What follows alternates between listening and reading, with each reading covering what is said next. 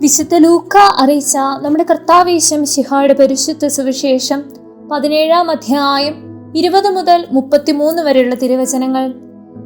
ദൈവരാജ്യം എപ്പോഴാണ് വരുന്നത് എന്ന് ഫരിസേയർ ചോദിച്ചതിന് അവൻ മറുപടി പറഞ്ഞു, പ്രത്യക്ഷമായ അടയാളങ്ങളോടുകൂടിയല്ല ദൈവരാജ്യം വരുന്നത്. ഇതാ ഇവിടെ, അതാ അവിടെ എന്ന് ആരും പറയുകയുമില്ല. എന്തെന്നാൽ ദൈവരാജ്യം നിങ്ങളുടെ ഇടയിൽ തന്നെയുണ്ട്. അവൻ ശിഷ്യരോട് പറഞ്ഞു, മനുഷ്യപുത്രന്റെ ദിവസങ്ങളിൽ ഒന്ന് കാണാൻ നിങ്ങൾ ആഗ്രഹിക്കുന്ന സമയം വരും, എന്നാൽ നിങ്ങൾ കാണുകയില്ല. അതാ അവിടെ, ഇതാ ഇവിടെ എന്നവർ നിങ്ങളോട് പറയും. നിങ്ങൾ പോകരുത്, അവരെ നിങ്ങൾ അനുഗമിക്കുകയും അരുത്. ആകാശത്തിന്റെ ഒരറ്റത്തു നിന്നും മറ്റേ അറ്റത്തേക്ക് പായുന്ന മിന്നൽ പിണർ പ്രകാശിക്കുന്നത് പോലെയായിരിക്കും തന്റെ ദിവസത്തിൽ മനുഷ്യപുത്രനും. എന്നാൽ ആദ്യമേ അവൻ വളരെ കഷ്ടതകൾ സഹിക്കുകയും ഈ തലമുറയാൽ ഉപേക്ഷിക്കപ്പെടുകയും ചെയ്യേണ്ടിയിരിക്കുന്നു.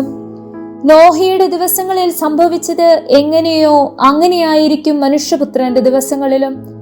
നോഹ പട്ടണത്തിൽ പ്രവേശിക്കുകയും ജലപ്രളയം വന്ന് സകലതും നശിപ്പിക്കുകയും ചെയ്തതുവരെ അവർ തിന്നും കുടിച്ചും വിവാഹം ചെയ്തു കൊടുത്തും കഴിഞ്ഞിരുന്നു. ലോത്തിന്റെ നാളുകളിലും അങ്ങനെ തന്നെയായിരുന്നു. അവർ തിന്നുകയും കുടിക്കുകയും വാങ്ങുകയും വിൽക്കുകയും നടുകയും വീട് പണിയുകയും ചെയ്തുകൊണ്ടേയിരുന്നു.